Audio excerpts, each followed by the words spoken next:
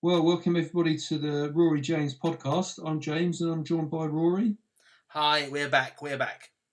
We are back indeed, and we've got an interesting one today. So, we're recording this in June of 2026, and we're due to go to the Derren Brown latest live show in October of this year. And so, what we've got is Rory. Why don't you explain? You've got a recording that I haven't heard yet. Do you want to explain to everyone that's all about? Yeah, it's literally my sort of analysis of a few thoughts I've had regarding the show, which is called Only Human, and we're literally recording this for the first time. And James is going to hear some recording that I made regarding a few feelings I had about some of the basis of what the show perhaps could be. So I'm going to have a go at recording it, playing it to James right now, and we're going to get the immediate reactions hopefully. So if I can run it now, so you'll hear me speaking on recording now, and this is reviewing the show in October, but Derren Brown's Only Human. So I'm starting the recording that I made now. Hi James, Rory, just recording a few notes about what I've discovered about the Derren Brown thing. Discovered in the broadest sense of the term. It's about storytelling and creation and the ways in which life can turn, which will also alternate from series to series and show to show of what Derren Brown does. That sounds very general, but I think by the time we get to see our show in October, the version we're seeing at the Apollo Theatre, the show will develop in a much more interesting way because the crew change according to how audiences react along the tour. It's already been in Dublin and Liverpool. People are being giving very general reviews. Going back to that storytelling aspect, at college I did a poetry evening, followed by the following year we did a storytelling evening. And doing the storytelling evening was never as good as doing the poetry evening because we'd sort of done that before. And poetry is a form of storytelling, so I thought we were trying to do it a second time. I'm not saying it should apply in this particular instance with Derren, but you get the idea. It'll be interesting to see how he develops it along the way. Do you know, I think it would be interesting to see how Derren Brown would do if he ever did a show with Penn and Teller. That's the people who do the magic tricks, the Americans, because there's so much mental decision making and mental trickery within that to entertain the audience. And magicians are aware of how much humans can concentrate on at any one time.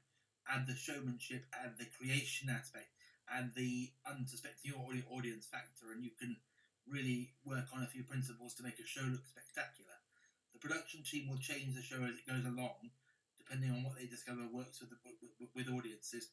And also, he has a great team of writers he's been working with. Derren Brown is also very aware of the work of other musicians historically, so he's thinking on so many grounds in the run up to these shows. We could never cover the full length of his creative thoughtscape, even as audience members. But those are a few thoughts for when we next chat. See you soon. Bye. We're back live now. And initial thoughts, James? Yeah, well, I thought that interesting point about Penn and Teller, because yeah, they're sort of like the American equivalent, aren't they? And it'd be fascinating to know if they've ever done a collaboration. I've never heard of them doing any kind of collaboration, but that would be incredible if they ever did, because their sort of type of entertainment is so similar. Yes, yes, they do a lot of sleight of hand or misdirectional type of entertainment, and they also do. There's also a thing on the TV called Fool Us, where they bring magicians on who are advanced enough to fool Penn and Teller with their trickery and their extent of knowledge and so forth. So I mean, it carries a lot of the same principles. How do you think Only Human will be in the event? I mean, the thing is, the last time I saw Derren Brown live was when we went together, which also was at the Apollo, which was many moons ago. I can't even remember how long ago that was now. Mm. So it's been a while since I've seen him do anything live. I've seen some of his TV shows that he's done on Netflix, Yeah. but beyond that, I'm really in the dark as to sort of if he's how his shows are done nowadays. So I Yeah. really don't have a clue. I have almost no expectations because I just do not know what to expect. Well, no, I don't want to. I don't want to get too much of an idea because obviously, as Derren Brown would wish us to have, is virtually no idea of what happens prior to the event, so that we are to the highest extent amazed by what happens. Not that we won't be by any means. I'm sure we will be. I think it's about sort of how many choices can you make and how do the things change from day to day, or you choose to see a friend at this time, and you choose to do this at this time, and this leads to this kind of a butterfly effect of what's happening. And it reminds me of the movie starring Gwyneth Paltrow, Sliding Doors. There were two different scenarios that happened to one person. So I think it goes along that sort of idea. And there's a kind of, judging by the trailer that I've seen, the sort of magical, nighttime, mystical kind of sense to it. So that's probably what we suspect. I think. Any any thoughts from what I've just said on that? Yeah, no, that's all really interesting. But I think I sort of go back to what you started with. It's almost like we almost don't want to know too much, do we? Because sort of part of the enjoyment is being surprised and all that misdirection you were talking about. So yeah, no, I think I'm really looking forward to it. But yeah, as I said, I think it's almost not wanting to. I don't want to do too much research actually, because part of the fun is just going there, not really knowing what's going on. No, I think with the extent of the shows they would have done, and as I mentioned in the recording, they actually extend with the audience and what they want to see. We'll see a very advanced form of the entire process as the crew move it along the road. They must change from night to night. They do a lot of topical stuff, on the day or from a newspaper or something that's very specific to that day. And they even, I know from a radio interview, Derren Brown's done one or two shows a day, so he must have lots of stamina to do and things like that. So pretty amazing, really. Yeah, that's serious stamina. That is.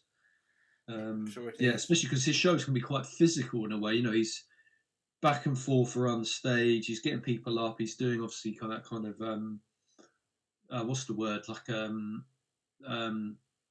like direct work with people on stage. He's not just talking at you the whole time. So yeah, fair play to him.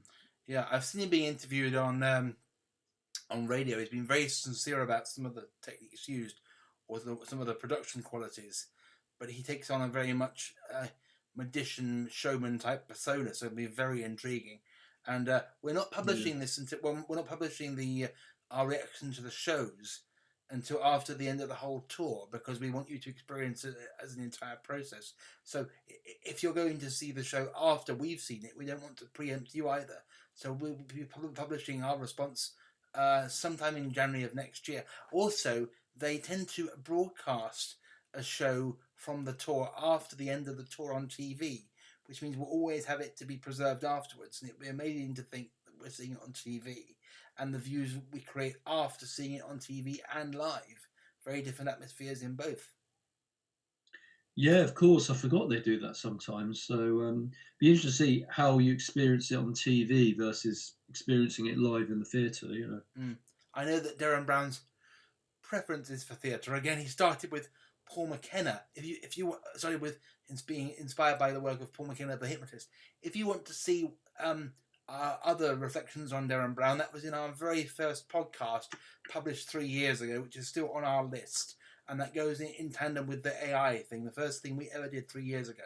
So more on Derren Brown. And we will do more on Derren Brown in time to come after we've seen the show.